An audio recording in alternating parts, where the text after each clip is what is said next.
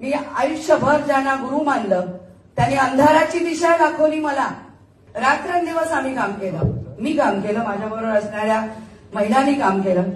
कुठे चुकली हो मी आदर करते पक्षाचा. त्यांनी जो आपल्याला उमेदवार दिलाय त्याला बहुमताने निवडून आणण्याचं काम माझं आहे. परंतु मी कुठे चुकली याचं उत्तर मला आमदार मनीषाताईंकडून पाहिजे, खासदार गोपाळ शेट्टी यांच्याकडून पाहिजे.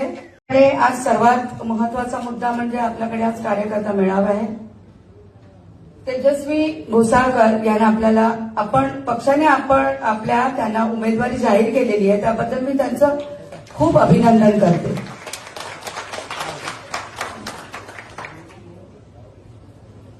पक्षाचा निर्णय मला मान्य आहे, परंतु कार्यकर्ता काय असतो? ऑन रेकॉर्ड करा, सगळं रेकॉर्ड करा, मला काही फरक पडत नाहीये. मी काम केलेलं आहे, मी बोलणार. कार्यकर्ता काय असतो? तुम्ही, आम्ही आज युतीचे सगळेच कार्यकर्ते आहेत तिथे. मी हे कार्यकर्ता म्हणून गेले 10 वर्ष या दहिसर विधानसभामध्ये काम करते. सन्माननीय आमदार मनीषाताई चौधरी यांनी मला ज्या ज्या जबाबदाऱ्या दिल्या त्याला मी संधी म्हणून त्याचं सोनं केलं.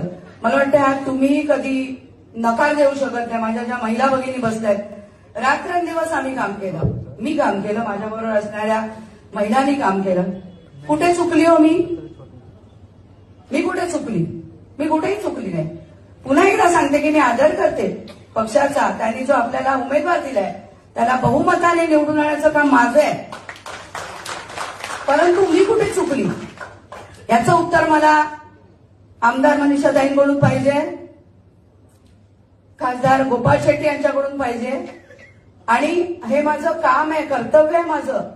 मी आयुष्यभर ज्यांना गुरु मानलं त्यांनी अंधाराची दिशा दाखवली मला, त्याबद्दल मी सक्त नाराज आहे.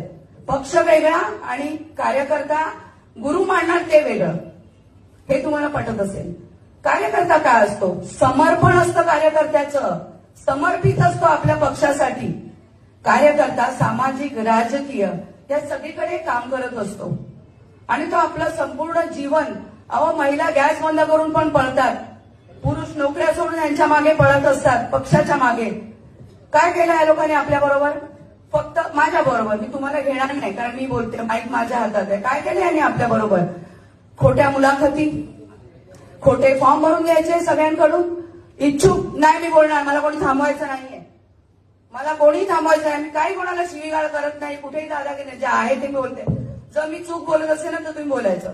सगळं खोटं होतं. त्यांची मुलाखत, त्यांची मुलामत, ते सज्जन सिंगनी तर पिडलेलं, घरात पण यायचं, ऑफिसमध्ये कुठेही बोलवत होते. बूथमध्ये काम केलं सगळ्यांनी.